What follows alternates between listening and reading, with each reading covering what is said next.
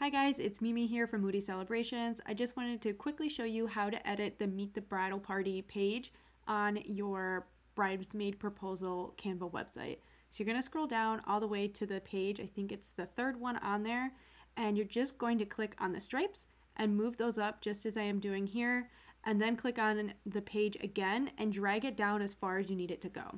The template comes with 4 different little frames and like about me sections. So you can copy any one of those and put as many as you need and make this page as long as you want. You could have 20 bridesmaids on here if you wanted.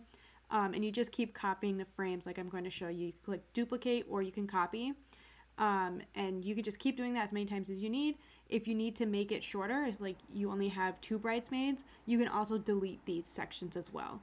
They're already grouped for you, so all you have to do is click into the text and edit that. You don't have to rearrange anything else, just duplicate them. And if you want, you can duplicate the bows or the petals as well, just to kind of keep the little decorations going.